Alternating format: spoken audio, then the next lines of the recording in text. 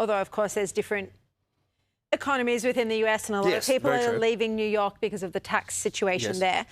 I just want to ask you about tariffs and then inflation. So starting with tariffs. So Trump this week increased or announced global tariffs would be a flat 15% after the US Supreme Court said that his pre-existing tariffs were unlawful. You know, the detractors, the argument has been that the US tariffs would drive the US economy into recession. What do you think the impact's been? Well, that's why the economists have been so wrong, because they clearly haven't. It's one of the fastest growing economists in the OECD.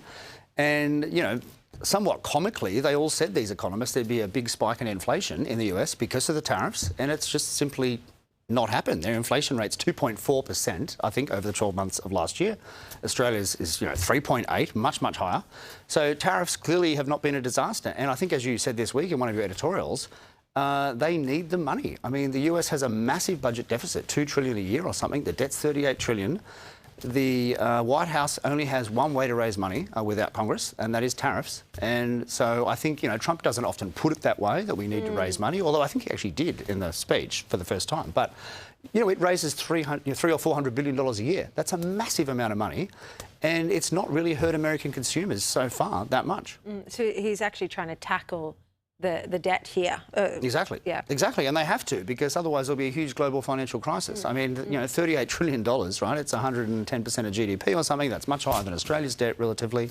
The US, of course, because it's so big and powerful, it can go on for much longer than other countries. But at some point, it's not sustainable.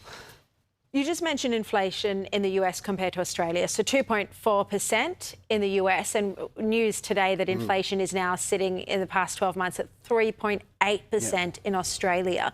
Why do you, as an economist, think that it is so much higher, and is this because of the Albanese government? Well, it certainly is partly. I mean, there are budget deficits as far as the eye can see, and certainly government demand plays a big role. We've had the fastest growth in government spending since the Whitlam years, except for the pandemic. 27% of GDP now, I believe, the federal government is, which is extraordinary.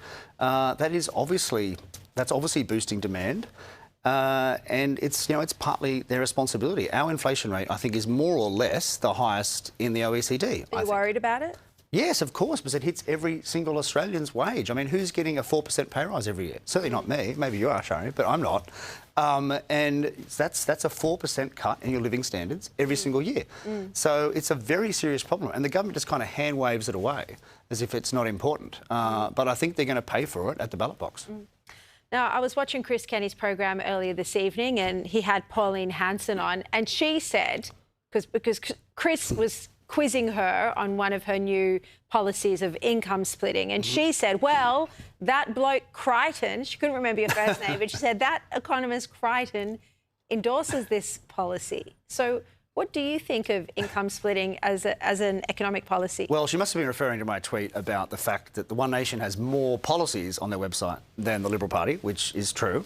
But the policy of income splitting is reasonable. The US does it. You either file as a single or you file as a married couple, and that has tax consequences. And so if you file as a married couple, that means the tax rate is lower? Yeah, so basically if there's only one income earner, you basically divide the income across the two people, and because of the progressive rate, that means you get two tax-free thresholds instead of one. So it makes a big difference to the average tax rate. That's something we could do in Australia. I think it's probably a good idea. It does cost a lot of money, though, in terms of lost revenue. So you have to make cuts. The other good thing about One Nation is they at least have the courage to point out on their website the things they would cut. $20, $30 billion a year of climate change nonsense they would cut, and that's what needs to be said, I think, by the Liberal Party for them to have similar policies. All right, Adam Creighton, thanks so much for your time. Thanks, Sharri.